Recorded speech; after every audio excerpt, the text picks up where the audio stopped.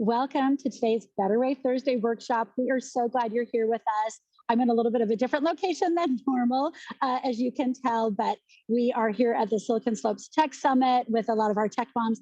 But as part of this conversation on networking and improving our own professional development, we are so thrilled to have Krystal Mitchell here with us today. She is going to introduce herself and talk a little bit about her career journey, but we are grateful for her willing to share her expertise and passion for supporting women at work and moving forward into their careers, especially as we are launching our careers in a new industry and a new area. So, Krystal, I'm going to go ahead and turn things over to you and take it away. Thanks, Robin. Appreciate it.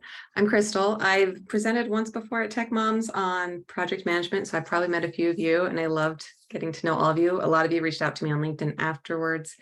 And I'll say this again, I'm happy to cheer you on in your transitioning into the tech field. I've been there myself. I was divorced 9 years ago, and just the last 4 years have been finally moved into the tech field. I kind of pushed pause and raised my babies. Waited till it made sense to go back to school, and am currently working as an engineering manager for a company in San Francisco remotely, fully remote. I was able to go run and pick up my son from school just barely, and he's homesick, but those kind of things are one of the biggest reasons I moved over to tech. Like, I had lots of options, but it was just the pay I can provide for my family in one income and the flexibility, and it's just where everything's heading. So yeah, happy to cheer you on in your career movement, because I know that's a little intimidating. And we'll talk about that in my presentation as we talk about networking and ways to kind of overcome those imposter syndromes that you get. But you also get that when you're networking as well. It's a thing, because you're talking to some big CEO. You can just talk to them like they're a normal person. But let me share my screen and make sure you can all see that. Can you see that? Great. Okay. Well, we're going to be talking about an elevator pitch, and some people may or may not have heard this term before. Where this came from is primarily you're on an elevator. Let's say you're on your way to an interview, and there's someone who looks very professional, and you're wondering, is this someone I'm interviewing with? Is this someone at my company? Is it someone at another big company here in this building that I could potentially be working for? And they start talking, and you start talking, and then they ask you, what do you do? Or where do you work? Or why are you here? And ideally, if you've prepared, you will have a really concise, precise, like just very clean, clear way of communicating in a casual way, but then in a very professional way, how valuable you are in that and the value you bring to the table, and engage them and spark that interest in what you do. And just the fact that you're a female in engineering or in tech alone will spark some interest, because you get a lot of people who are like, oh, what's that like?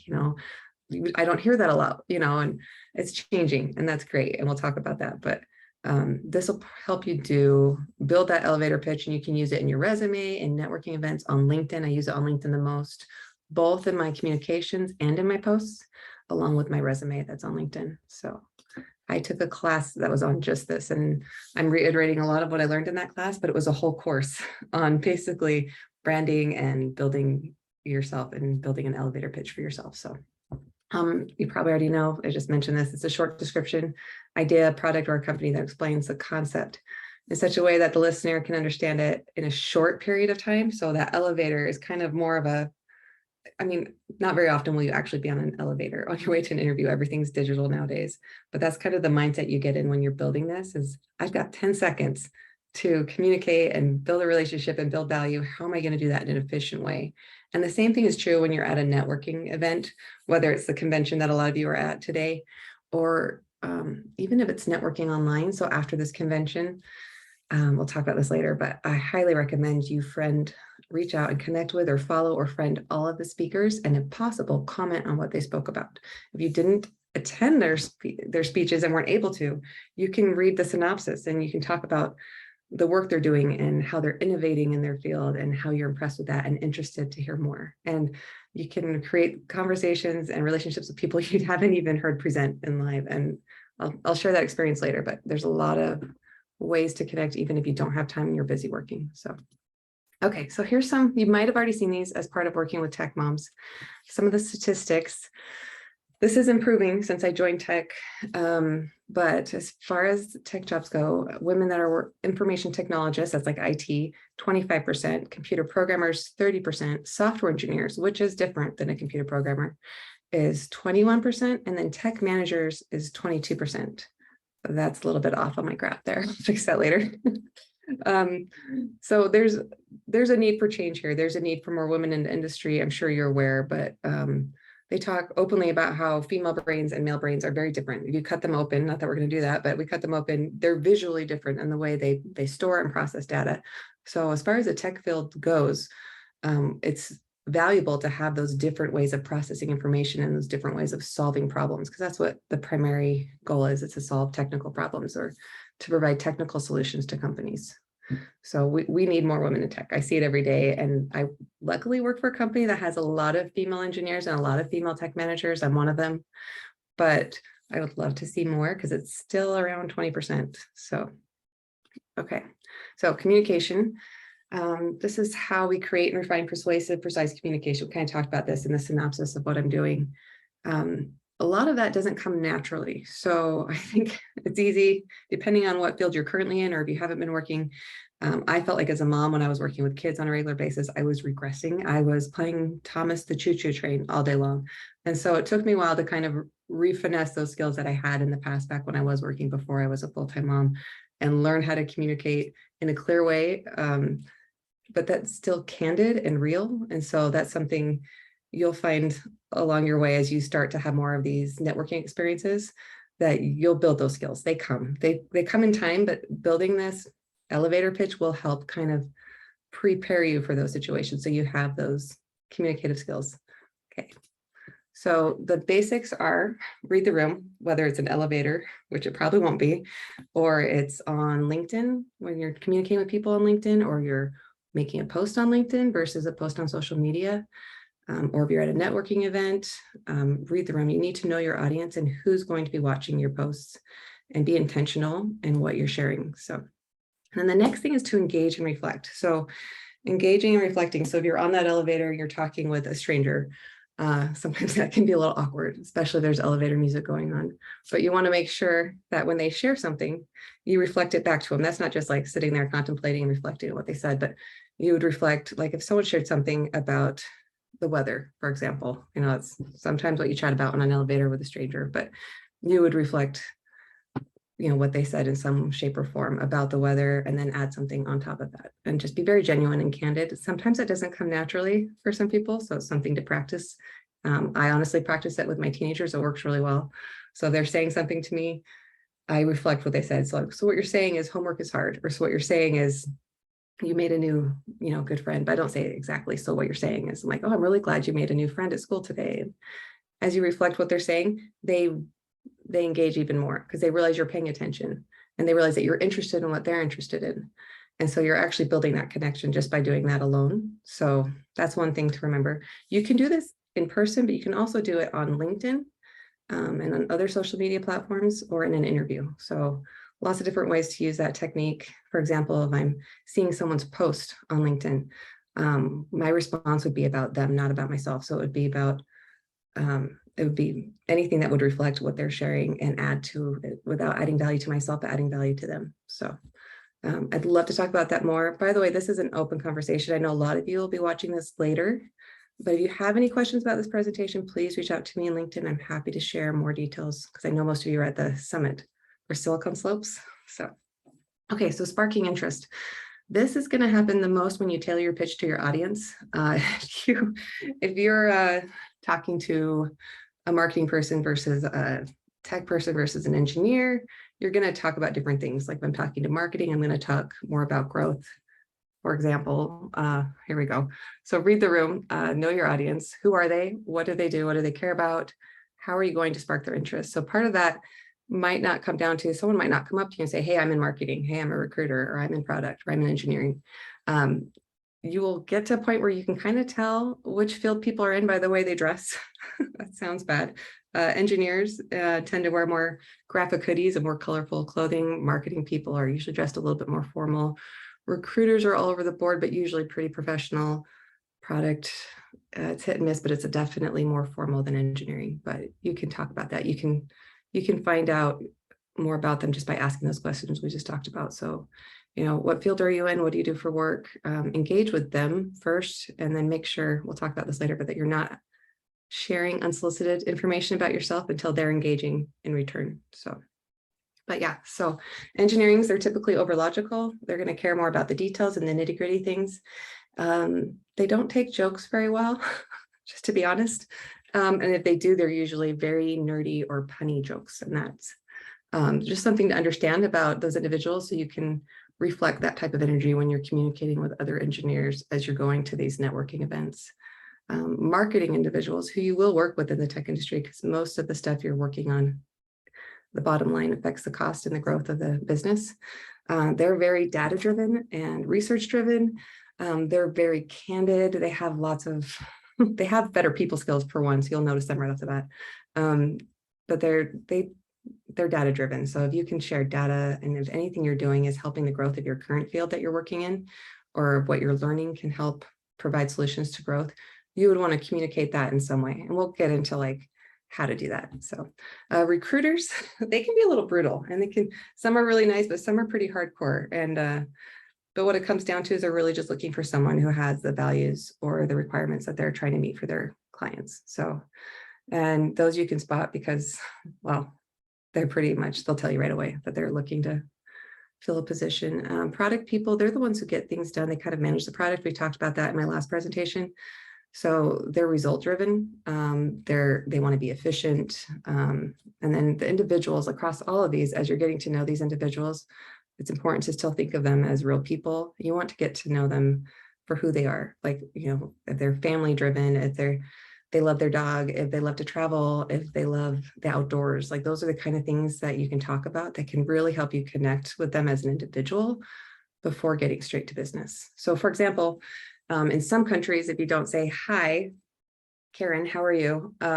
It's just as rude as running in the front door with muddy shoes on. It's just that disrespectful. So people love to hear their first name. There's a lot of good books that talk about that. I just forgot the one of them, Carnegie, How to Win Friends and Influence People is a great one. Has a lot of good skills in that. It talks about using honey over vinegar in your communications and using their first name. So, okay, we're going to go back to the engage and reflect. So when you're asking these engaging questions, you want to make sure after you do that and you reflect that you tailor your response and your comments to what they're sharing. This is just, a lot of this you would think is no-brainer. Some of this might come more naturally to you than others. But sometimes when you're in a room full of a lot of big tech people, it can get intimidating. You get that imposter syndrome. What am I doing here? But really, they're just people just like you are who once didn't know much about tech and now do. So, but do wait until they ask or show interest in what you're doing to share about yourself. You don't want to just jump right in like, "Hi, I'm," you know, like you want to be candid and real and just authentic in all your communications. So to spark interest, we've talked about this already, but you want to engage, reflect, and then respond. And so what do you do? Where do you work? How long have you been programming? And what field are you in? These are kind of questions you might get asked. There's probably a lot of other questions you're asked. And if you're asked them and you find you don't know response, that's a great time to say, "That's an interesting question," because that gives you time to kind of think about it. Or "That's a great question," or "Hey, thanks for asking," as you kind of take the time to decide how you're going to say it. But ideally, if you prepared your elevator pitch beforehand and practiced it and rehearsed it, you could jump right in. You're like, "Oh, I work in the engineering field," you know, and there's lots of different things you can say. So I'm going to do a little exercise. So this is different because we don't have a live group because everyone's at Silicon Slopes, and I wasn't anticipating that. I'm used to having 5 to 10, depending on work schedules. But what we're going to do is, if you have, this is old school, if you have a notebook or a Google Doc, you're just going to go to town and you're going to write all like the what's. So what are you good at? What skills do you have? What skills are you creating? What interests you? What are you most passionate about? Now, these do not have to be tech related. This could be, "I am really good at keeping my dog fed." And this sounds silly, but we're going to turn that around and make that into prioritizing and managing schedules, which we could also refine to even more just chunking out projects and prioritizing work. Like those kind of things, we'll get there. But right now, you're just going to write down anything. Don't refine it at all. This is going to be really messy. And skills you have. I know I've had moments where I'm like, "Is that really a skill?" Like writing down this, because I did this exercise with a group of friends and I wrote it down. Just don't edit anything. We're going to go back and do that. But you're going to probably end up with at least 2 or 3 pages of just the what's. What are things you're interested in? These are really good to, I mean, you probably already know these, but these are good to define and write out. What you're passionate about is usually behind your why, which is the last one. So, and then you're going to go through and you're going to write down how you do things. So how do you learn? How do you solve problems? How do you get things done? These are kind of trigger questions that are supposed to kind of help you realize that a lot of the things you're doing day to day, whether it's in your current field or if you're a stay-at-home mom, how they apply to the tech field. I don't think a lot of individuals, even myself included, realized how much parenting supports my ability to manage. For example, I read a book that was Love Languages for Teens, and it had a whole section on it about the reflecting, about like when you respond to someone and they're sharing something and they're opening up, how important it is to reflect what they're saying so that they understand that you care and that you're actually listening. That's a great book, by the way. There's the Yes Brain that I read. I'll find the author and I'll get it over to you, Robin. That one was about when you're communicating with people, helping to keep the conversation more positive. And if you're ever in I got it for my kids, but I realized in a management position, there's times where I'm working with individuals that tend to take the negative no approach and they instantly want to say no to something. And this helped me realize how I can take those and turn them into solution like oriented conversations. So how do you approach difficult conversations, which I'm sure you do day in and day out? Those are skills that you can use in any industry. And then how do you prepare? Like, how do you prepare for every day, for a party, for work, for a presentation, for anything you're doing, for an interview? Those skills that you have, the preparation skills, are valuable. So we talked about this a little bit, but I want to recap in case some of you missed it. We talked about even the simple skill of planning a party, which I don't think people think of much. You're basically chunking out that into iterative deliverables. I know it sounds weird, but you're chunking it into individual tasks that need to be done, and then you're prioritizing which ones need to be done when, and which ones, if you never get to, you'll be okay without. Like, we need ice, but we can't get that until the last day. And we need a venue, we need so-and-so to bring this, but they're probably going to drop the ball. So let's make sure we have a backup plan. Same thing happens in tech. So-and-so is going to probably drop the ball, but let's make sure we follow up with them a little bit more and see where they're at and help them get that over the line. So, and then the last one is how do you support others? That one is huge. So I think this is stereotypical, but I think it's something that women tend to do a lot more naturally. And you have to be careful of this. You do still have to set boundaries in tech, but your ability to support others in a very empathetic way is huge. And as mothers, I know you naturally have that because you're doing that for your families, but bringing that to the table in corporate is huge. That builds teams, that builds rapport, it builds trust. And so write down anything you do to do any of these. And then we're going to take a few steps and we're going to refine these. And if you need to push pause, go for it. And just, it's actually better if you have a lot. I prefer to do it in a Google Doc because then I can go through and group them easier when I'm done. Okay, and then the why is the last section. So why do you do what you do? That's a hard one to say fast, but that's big. Like, why are you going into tech?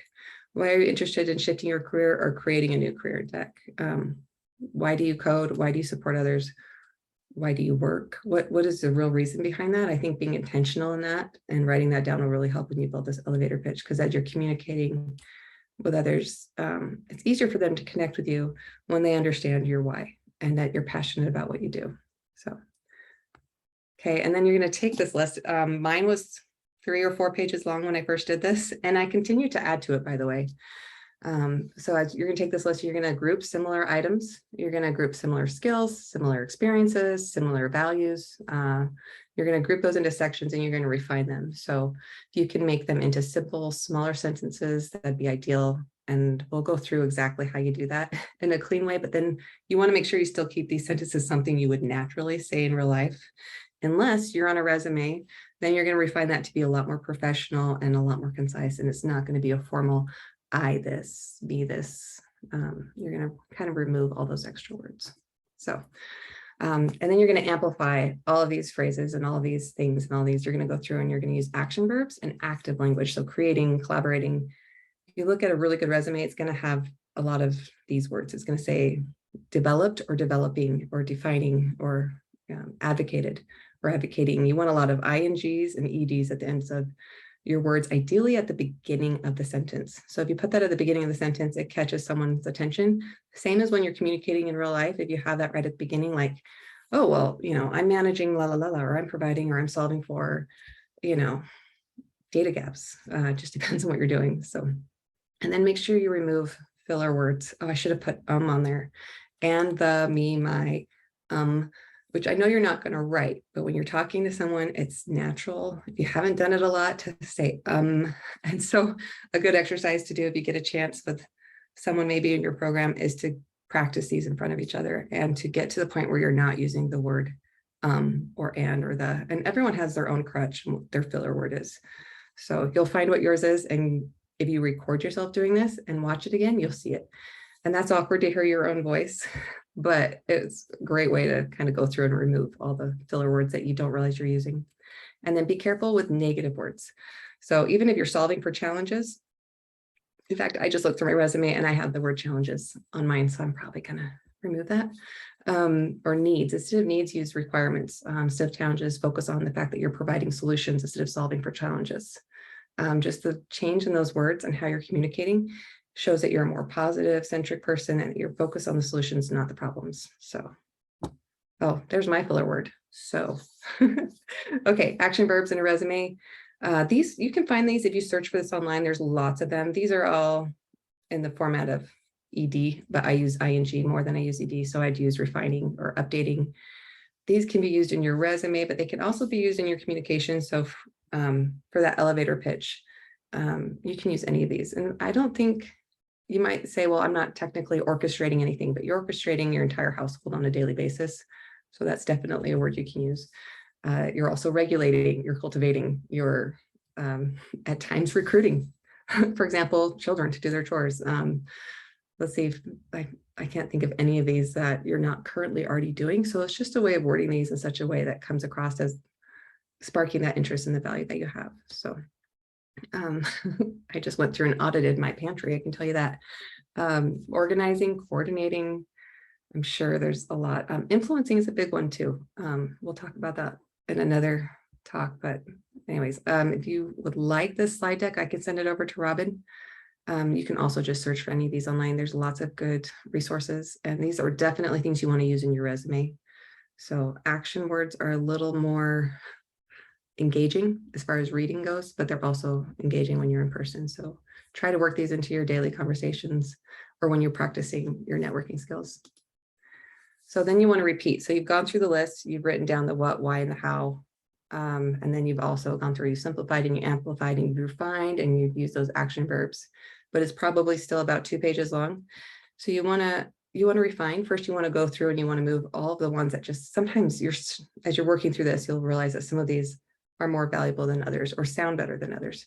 Move those to the top of your list and just keep refining and keep simplifying your sentences because they can get wordy at times, and you can remove all the extra words that you don't need to have in there, and you can just start to articulate in a more professional way as you're communicating with these stakeholders, or, again, know your audience. If you're just talking to a friend, you can just be more candid, but that friend might know someone who's a CTO of a tech company who can recommend you for a position. So it's still important to know your audience and still be genuine and candid, but also still make sure that you're not downplaying the value that you have. I think it's easy to do that when you first jump into tech and you have that imposter syndrome. Any questions real quick from the, oh, hey, Todd. Todd's my boss over at New Relic. So Stephanie. Hi. I don't have a question yet. I just want to say, this is amazing. Like, I just want to make a comment because like you're digging so much more in depth. Like what I was thinking, like when I think of the elevator pitch, something really kind of surface level, like this is what I am, this is what I've done, this is what I'm looking for. And I love the way that you're digging down so deep, asking all these questions, exploring all these verbs and these things that we've done in order to get so much deeper and more substantive and what we're offering and the way we're talking about ourselves. So I just want to like jump for joy at what you shared so far. And I'm super excited to see how we're going with this. Cool, thanks. Yeah. Any other questions from Alicia or Stephanie? Not from me. Sorry, I was just a little bit late, got off work a little bit late, but I just wanted to hop in and listen. I've always heard the, phrase elevator pitch, but I wasn't 100% sure like exactly what other people thought about it or like how they described it. So I really am just here to like listen and learn. Yeah, no, thank you for coming. Welcome. I totally get it. when I was going through school and working full time, I just did pretty much everything after my kids went to bed at 9:30. So I'm just happy that you made it. So welcome. Thank Yeah, you. feel free to unmute at any time and ask questions. I know it's a smaller group today, but I would love to hear any questions you have. Oops, not yet. Oh, okay. Okay, so when we're refining these down, ideally, and you don't have to do this literally, but it is nice if you can get this on one postcard. So you want to get this down to one postcard, and you're going to have one version of your elevator pitch, but that version can be tailored to your audience or to the conversation you're having. And you want to practice reading it because there's going to be words in there that maybe you don't use in your day-to-day conversations right now because of the field that you're in. And you're going to want to use technical terms to define your maybe non-technical skills that are technically under the hood. They really are. And so, for example, the word observability does not come naturally to me. I was deaf until I was 2, and I have certain words that just I struggle with. So I've had to like practice that over and over again. Or iterative deliverables, like that one. I've slaughtered that one so many ways, but all that really means is chunking out work into bits and pieces of projects that need to be done. So, and I can do a whole class probably just on those and how to use those more technical terms in your communications. That would be its own thing, or maybe even provide a list of those. A good way to find those is to go online and look for other resumes on LinkedIn or anywhere. You can even search for tech resumes for junior developers or senior developers, or depends on where you're trying to go. So I would look for the person who's going to hire you. I would look for examples of resumes, for example, for a director of engineering, and I would look for how they communicate in their resume. And I would use those same words in my communication, whether it's day-to-day or in my resume or in my networking. So that's actually something I want to talk about a bit. So while you're at these events and you're networking, it's really important that you remember people's names, but that's kind of hard. So usually there's a guest list that shows who was planning on attending. And often there's people on there that didn't even make it, but that you were looking forward to networking. And there's no reason you can't friend them on LinkedIn and say, hey, we missed you tonight at the networking event. I was excited to meet you. I'm really interested in X, Y, and Z that you're doing to add value to the industry, or really interested in, just show that you're interested and that there's something you can learn from them. And that's the best way to do it. Or for example, Silicon Slopes. I did go through, I was so busy, I couldn't attend Silicon Slopes when I was in school full-time and working full-time. And I went through the speaker list and I friended every single speaker on the list. And some of them are big enough that they don't allow messages, but if they did allow messages, I would say I was, maybe I didn't listen to their thing, but I could say really interested in the work you're doing with blah, blah, blah, blah, blah, and reframe it, reflect it, what they're doing, what they're speaking on. And I had someone from Adobe reach out and they were like, oh, hi, how are you? Are you looking for a job? I was like, no, this was before I worked at Relic, but it's an amazing way to build a relationship, and you don't even have to be at these events if you don't have time to be there. But they're usually anticipating a large amount of followers after these events. So that's a higher chance of getting that connection approved. So, okay. How do you use your elevator pitch? It's going to need to be flexible and fluid, but it also needs to be genuine, or it comes across really unnatural. So that's probably the hardest thing. But if you're just yourself and you're natural and you genuinely care about the people you're talking about, it's going to come through in your communication. And if you practice these on the side, when you start to communicate with others, it'll come through because you'll have that vocabulary in your system because you've been practicing it. But if you're in person, or if you're on LinkedIn, or if you're in an actual elevator or on other platforms, this can be used, but you can adapt it. It doesn't need to be verbatim. The only place it would be in your profile of your resume on LinkedIn. But these same words can be used, I think we mentioned this, in your posts on LinkedIn or in your responses on LinkedIn, and should be. Like, for example, Robin shared the event that was going on today, and then I reshared it, and I used that as a way, frankly, to market myself. And I was like, hey, super, because I am genuinely really excited about tech moms. I'm very passionate about women in tech and helping to support and cheer them on and just help them any way I can. And so I get excited about that, but why not share that as a way to network and to market and to maybe find other opportunities where I can do the same thing. But again, I use some of my keywords, in there to make it sound more professional, but then still genuine. And so very intentional in my communications, especially on networking platforms.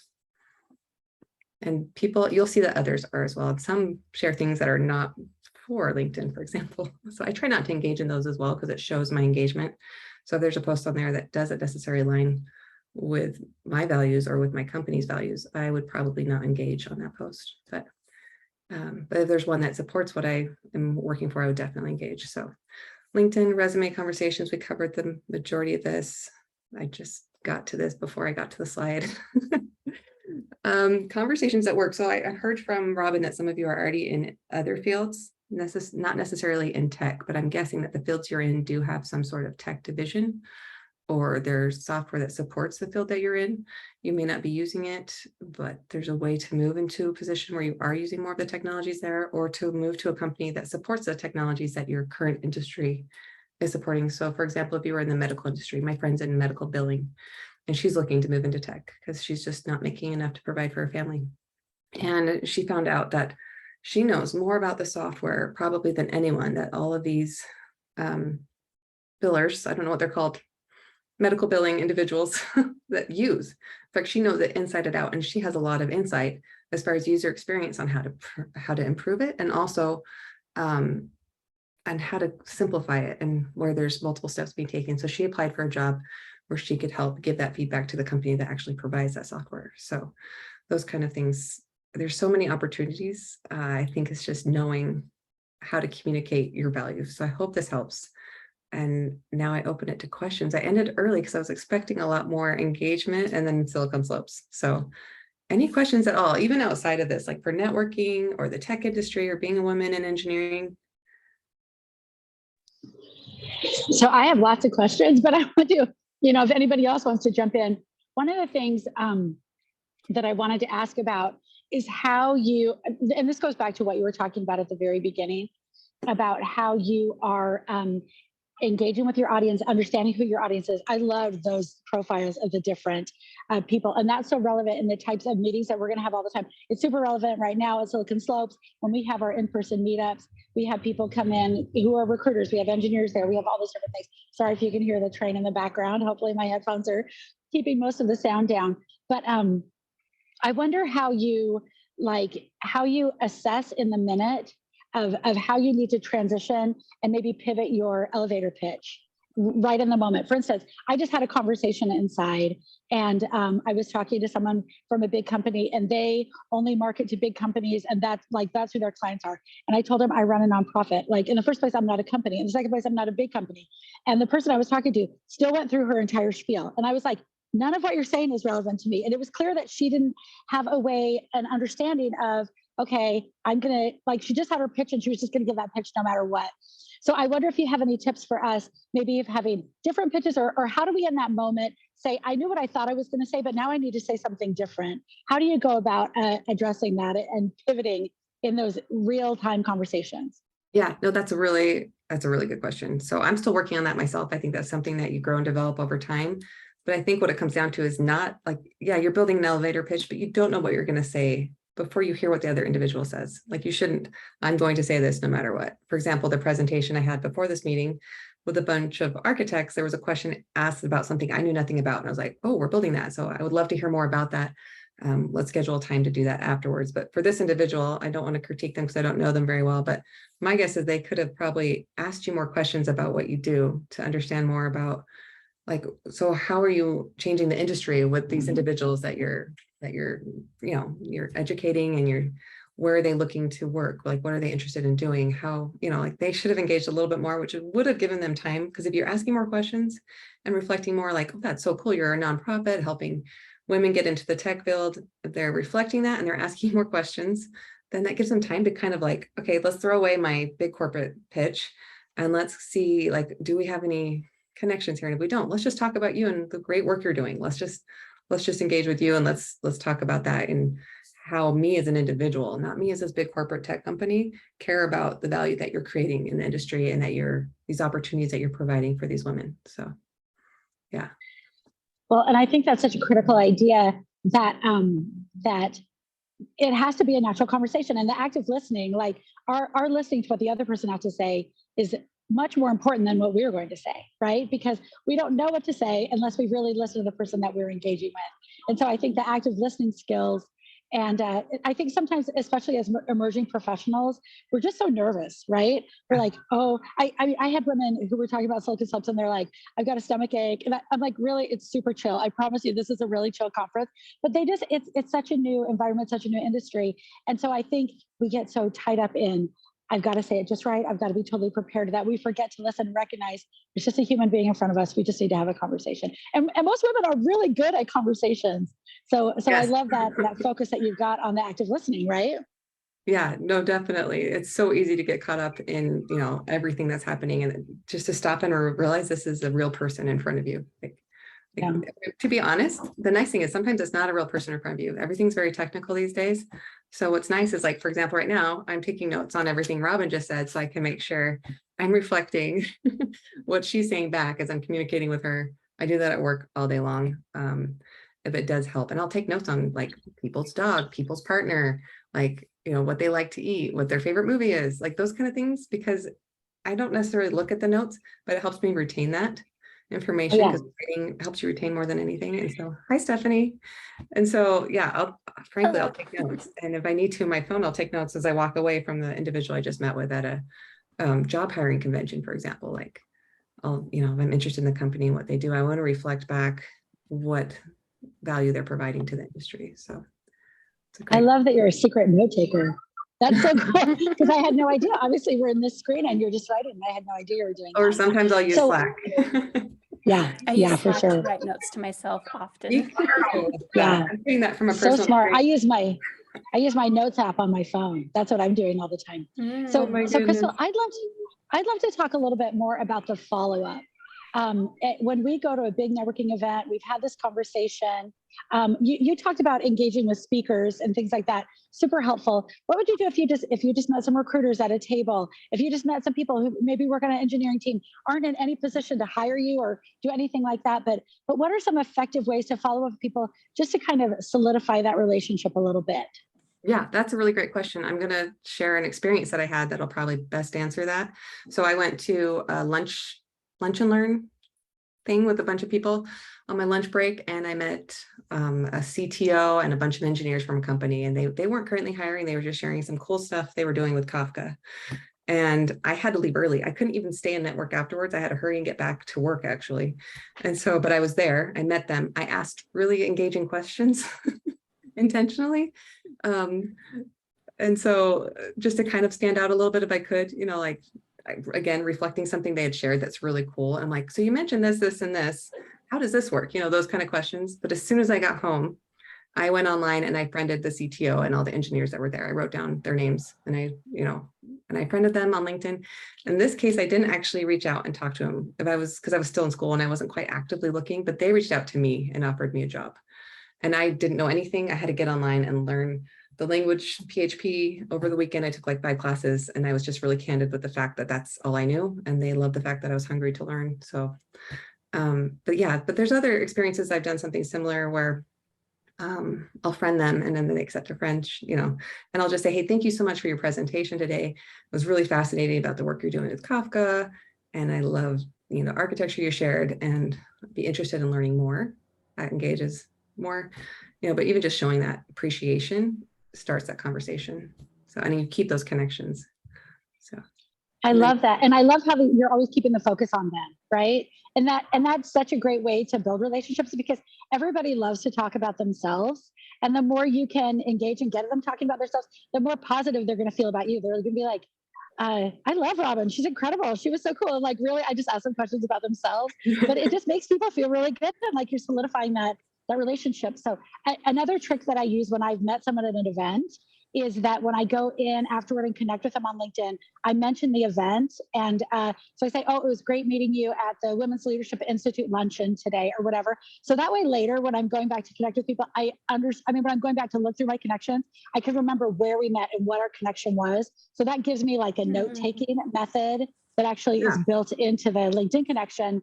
Because once you get up to, our women are working on getting to 500. So it's not, it doesn't show up on their LinkedIn profile that they've got 74 connections or whatever, once it gets to that 500 plus. But once you get to several thousand connections, you have no idea where you met people. And so having that in there can help if you ever need to connect with them later, like if they're working at a company you're interested in, you can say, oh yeah, I met her at Silicon Slopes in 2020. And now we can, I can re-engage that conversation. So that's been a tip that I've tried to use. But I love the idea of keeping that focus always on them and helping them feel really great about the way that you're building connections. Who else has got questions? And then if people don't, I've got more. So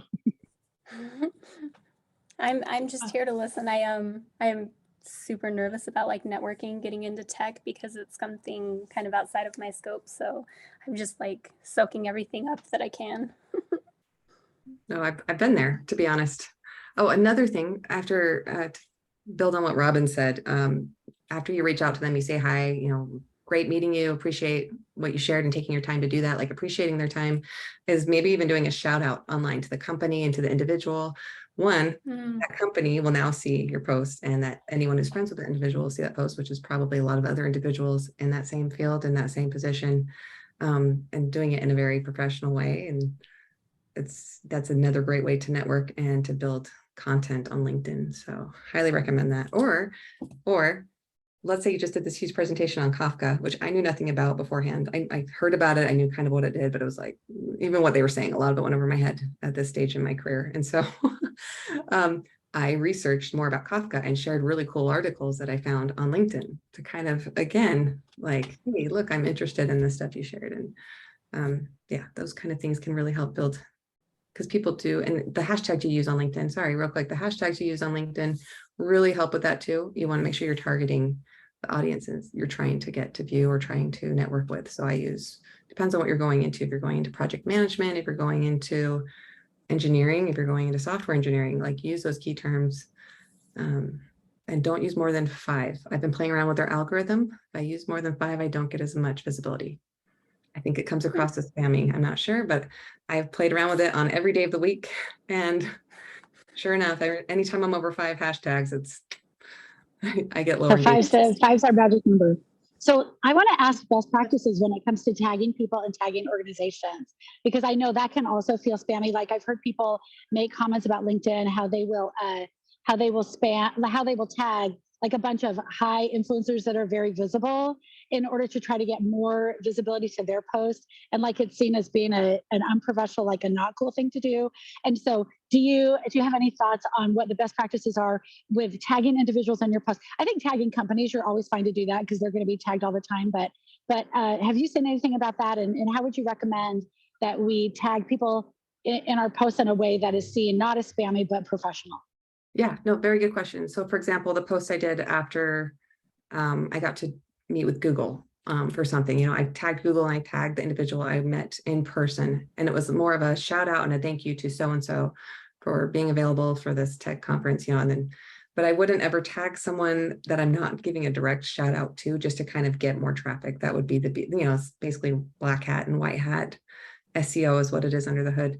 And so, sorry, search engine optimization, like you're basically trying to get traffic to their bits. Yeah, you want to be really careful with that. And you can kind of, again, read the room on the individual. If the individual is someone who doesn't even allow messages on LinkedIn, that's a good sign that you probably shouldn't tag them in the post. So I've seen that happen where they'll tag the CEO in every post about the company. It's like, No. It's about the company. So I love that. So if I just, and I think even if someone like just gave a speech that day, like it'd be appropriate to say, oh, I listened to Krystal Mitchell giving a great presentation today, whatever, but like not tagging Brene Brown or Melinda Gates in every single post, like when you're talking, whatever. I guess it's huge influencers, they never see it anyway, but even like you said, like tagging the CEO, tagging the VP, in all your posts, just to kind of get more visibility to you, when what you're really trying to do is get more visibility to them and do something that adds them value, right? That's our goal.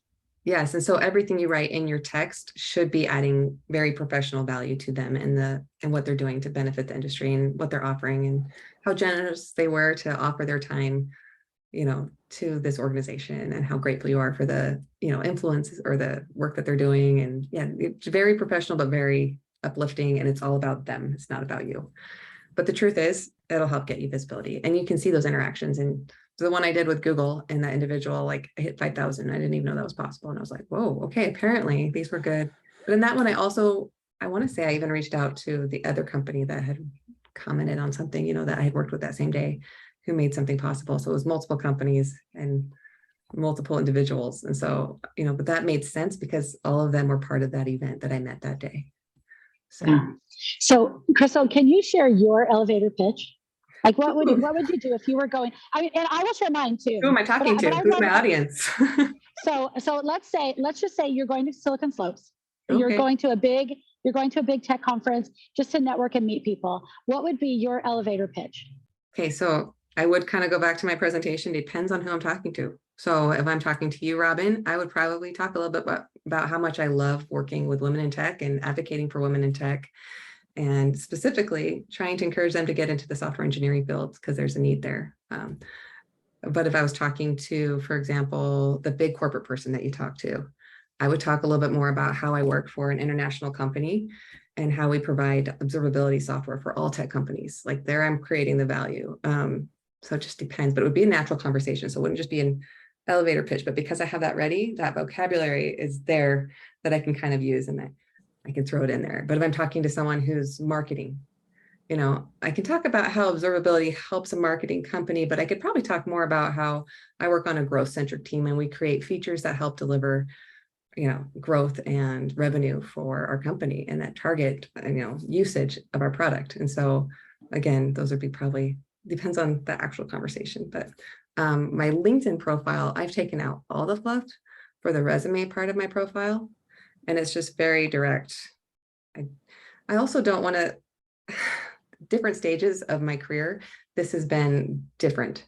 And so this is for where I'm currently at, but it's changed and it's an ongoing thing and it should be for you as well as you're gaining these skills and you're having these experiences. For example, the first time you build a website for anyone, you're technically working with a stakeholder and you're identifying pain points and you're solving for those and you're providing iterative solutions for what they need and marketing and branding, you're doing all of that. Even if it's just for a friend, that is what you're doing and you can add that to your elevator pitch. So let's see if I can find it real quick. Let's see. I should have this off the top of my head, but I don't use my resume one. So the other ones I just shared would be more in person, more candid. Yeah. But the one on my resume is reliable engineering, delivering iterable, scalable solutions with a strong background in UX, marketing, and business. So those I would probably focus on more if I'm talking to someone in business. I would talk about more of the UX side if I'm talking about someone in UX and how I have a huge advocate for user experience and making sure that we minimize the amount of steps a user needs to do to accomplish their goals. So I just have one for each one. So, yeah. And so that one you just shared, that's on the top of your resume. So that would be like the summary at the top of your resume or whatever. Yeah, Is that the same thing you'd have? Profile. Okay, that's what I was going to say. Do you have that as your LinkedIn headline? Yes. Yeah. Okay. And my about. So for example, I honestly just took my resume and my profile is in my about and then my job descriptions, they're all in there. Yeah. And then for each individual job, you can actually select which skills you use in each job. So, or experience. I think a lot of people are like, well, I don't have any jobs on my resume, but there's going to be experience that you can put on there, especially as you're working with tech moms and you start building websites. And my guess is you probably build one for yourself, but then you're probably building for any kind of stakeholder, which is anyone besides yourself. And that would be contracting and consulting work. So you can put that on there. So I love it. Yeah, and definitely feel free to steal stuff from mine if you want to. Yes. Quick, sorry, I little disheveled, so not on camera. Thank you, Robin, for putting this together, and thank you, Krystal, for definitely giving some definitely good pointers here. Shifting as you were talking about the resume, because I wrote down kind of like the process with the elevator speech. Shifting with the resume, would you also say you could kind of use this to help be your tell me about yourself in interviews? Yes, yes. So you refine it even more for your resume. And then in person, a lot of times they've already read your resume. So I would consider using content a little bit more outside of that. That's a little bit more personable. Because one of the biggest things for me when I'm interviewing someone is to see if they have the ability to connect with others and to engage. So, but yeah, you can refine those and you want to refine those even more and make them even more, frankly, use more action verbs.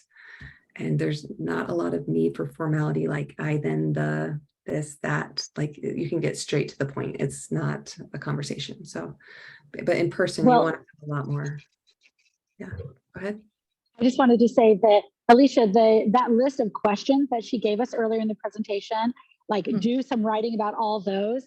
Like that is such a great opportunity for you to prepare for interviews, like going deep and then using all those action verbs and everything you had. So I'll make sure to get you the slides so you can have access to those and use them as you're doing prepping for interviews. But that stuff about those deep questions was so valuable. I loved it. Thanks so much for your question. Yeah. And honestly, Any other questions? Okay.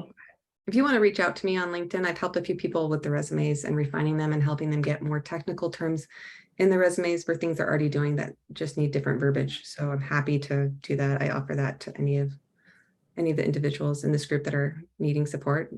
It's always good to have someone in the industry review that. So I'd love to. It's actually after time, Robin, just, Alicia, go ahead. No, I was just gonna say thank you. Thank you for that. Definitely will send a connection request your way. Sounds good. Yeah, happy to. That is so generous, Krystal. Thank you so much. Yes. So we're going to go ahead and wrap up. Loved this presentation. Loved everything we talked about. Thank you so much. We've got a lot of tech moms who will benefit so much. And, these are open for other members of the community as well. So thank you for that. Please feel free to connect with Krystal on LinkedIn. Connect with me too if you're not already. Just a couple other things to be looking at in terms of our upcoming programs over the next couple of months. We're having a panel discussion on ageism in tech. That's going to be really interesting. We're going to talk a little bit more about professional communications, using brevity in your communication and giving presentations, things like that. That's going to be a good conversation. So we're excited to see you join us again. Krystal, again, thank you so much for your service to Tech Moms and for being so open and giving to our community. And everybody, we appreciate you joining us today. Thank you. Thank you, Robin. Thank you so nice to meet you, much. everyone. Nice to meet you. Bye, everyone. Have a good day.